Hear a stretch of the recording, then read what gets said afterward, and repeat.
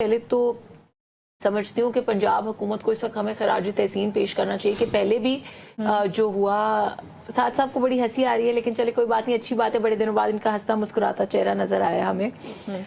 बात यह है कि देखें एटीट्यूड जो है ना गवर्नमेंट्स का वो बड़ा मैटर करता है। मैं आपको जिस चीज़ की तरफ आपकी तवज्जो दिला रही थी वो ये थी कि जिस वक्त पहले सैलाब आया केपीके में, उस वक्त भी पंजाब की फोर्सेस ने वहाँ पर जाके वैक्यू ऑपरेशन किया और आज आपको पता है कि वज़ीर आला ने वहाँ पे अलीमीन गंडापुर से बात भी की और पूरी तरह की हर तरह की सपोर्ट की, यकीन दिलाई। तो देखिए आप अगर मुझसे सजेशन पूछेंगे या किसी वफाकी नुमाइंदे से पूछेंगे या किसी और से बात, तो हम तो यही बेस्ट पॉसिबल कर सकते हैं ना कि हम, हालांकि हमारी जिम्मेदारी नहीं है, हमारा सूबा नहीं है, लेकिन हम हर तरह की सपोर्ट एक्सरसाइज कर रहे हैं। हमारी जिस तरह की उन्होंने बदतरीन मुल्क दुश्मनी के बावजूद हम पाकिस्तान की आवाम समझते हुए उस सूबे के लोगों की भी ओनरशिप भी ले रहे हैं, उनको अपने हर तरह की रिसोर्सेज भी एक्सटेंड करें। This is the maximum we can do. We can not go there and start an operation saying कि जी हम टिम्बर माफिया को, ये रिस्पॉन्सिबिलिटी केपी गवर्नमेंट को खुद लेनी पड़ेगी। उनको ये समझना पड़ेगा कि अगर उनकी दुश्मनी है, उनकी लड़ाई है किसी एक सियासी जमात से तो हो सकती है, आवाम से लड़ाई दुश्मनी ना निकालें, आवाम को नुकसान ना पहुंचाएं, आवाम की जिम्मेदारी लें अपने। साथ साहब आप को क्या लगता है इसका क्या हल हो सकता है? टिम्बर माफिया एक तल्ख हकीकत है, उसे डील करना पड़ेगा जब तक, बल्कि अब तो हम बहुत लेट भी हो चुके हैं। तो ये किस तरह से हुकूमतें एक पेज पे आ सकती हैं जहां पे सीरियसली कोई क्रैक डाउन किया जा सके? देखिए सबसे पहली बात यह है कि डिफॉरेस्टेशन कोई सूबाई मसला नहीं है। डिफॉरेस्टेशन पंजाब के अंदर भी हुई, ख़ास तौर पे ये जो गलियात वगैरह वाला एरिया है इसके अंदर तो बहुत ज़्यादा एलिगेशन से डिफॉरेस्टेशन हुई। डिफॉरेस्टेशन सिंध के अंदर भी हुई। उन्होंने सवाल केपीके के हवाले से किया है। मुझे लगा कि पाकिस्तान के टिम्बर माफिया की बात हो रही है, उन्होंने केपीके में मैंने कहा पर्टिकुलरली बहुत ही ज्यादा जो सॉरी टिम्बर माफिया तो ओवरऑल की नहीं है ना, ये तो शुगर माफिया की तरह है, वो तो पूरे पाकिस्तान की माफिया ना, गंदम माफिया पूरे पाकिस्तान की माफिया। ये थोड़ी है कि शुगर सिर्फ पंजाब में महंगी होती है या सिर्फ केपी में महंगी होती है, या ये तो पूरे पाकिस्तान का मसला है ना। तो टिम्बर माफिया किसी सूबाई चीज का नाम नहीं है। पाकिस्तान की तमाम माफिया, ख्वाह वो टिम्बर हो, ख्वाह वो चीनी हो, ख्वाह वो गंदम हो, ख्वाह वो गैस हो, ख्वाह वो बिजली हो, वो पाकिस्तान की माफियाज हैं। वो सूबाई तफरीक नहीं करती कि कहाँ पे क्या किया जाए। ठीक। सो डिफॉरेस्टेशन पूरे पाकिस्तान का मसला है। सिंध के अंदर फॉरेस्टेशन ही नहीं हुई ज्यादा, तो डिफॉरेस्टेशन तो उसके बाद का अमल है कि पहले आप दरख्त लगाएं और फिर वो काटें।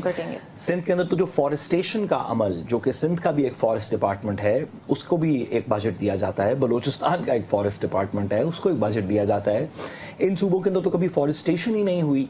और सदर्न पंजाब के अंदर, क्योंकि वहाँ पे भी सिंध जैसा क्लाइमेट है और सॉइल है, वहाँ पे भी फॉरेस्टेशन नहीं हुई। नॉर्दर्न पंजाब में फॉरेस्टेशन है और केपी में, जीबी में फॉरेस्टेशन है, जहाँ पे डिफॉरेस्टेशन के मसले हैं कि आप दरख्त काट रहे हैं और नए नहीं लगा रहे। इसके अंदर किसी भी पॉलिटिकल पार्टी से बालतर होके जो शख्स भी, ये गैर कानूनी अमल है। मैं गुजारिश करता चलूँ, पाकिस्तान के अंदर जैसे हमने पहले सेगमेंट बात की, पाकिस्तान के अंदर एक फॉरेस्ट एक्ट है जिसके अंदर प्रोटेक्टेड और नोटिफाइड फॉरेस्ट की कैटेगरीज हैं।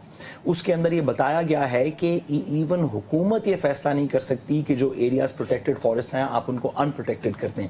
अब नहीं, अब से पिछले 10, 15, 20 साल के अंदर 20 इस तरह की खबरें आ चुकी हैं कि कहीं पे प्रोटेक्टेड फॉरेस्ट का एरिया था, उसको डिफॉरेस्ट करके वहाँ पे एक हाउसिंग सोसाइटी क्रिएट कर दी।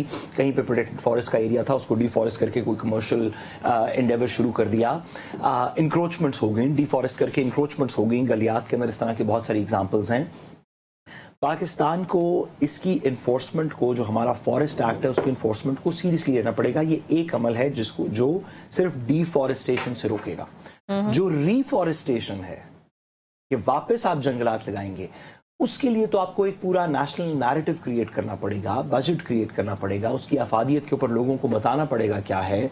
इसमें मेरा पॉइंट ऐड कीजिएगा, वो उतना हेल्थी है, मतलब आपने एक दरख्त अगर काटा, वो 50 साल पुराना है, बदले में आप एक पौधा लगा देते हैं, आप ये कहते हैं कि हम एफॉरेस्टेशन करें। तमाम तर हुकूमतें ऐसी बिगड़ती रही हैं, तो ये बराबर भी नहीं हो सकता ऐसी। पहली बात ये कि इंटरनेशनल रूल्स हैं इसके, कि आप ये नहीं कर सकते कि आप एक 50 साल पुराना दरख्त काटें और एक नया दरख्त लगा दें। इंटरनेशनल रूल्स हैं। हमारी गवर्नमेंट को भी गुजारिश ये है कि इस तरह के रूल्स को, जहां पे वो इंटरनेशनल स्टैंडर्ड से नहीं रिलेट करते, उनको बेहतर करना चाहिए, इन्फोर्स करना चाहिए। फॉर एग्जांपल, सारी दुनिया के अंदर स्टैंडर्ड है कि जब दरख्त 75 ईयर से पुराना हो जाए तो वो जहां पे भी हो आप उसको नहीं काटते।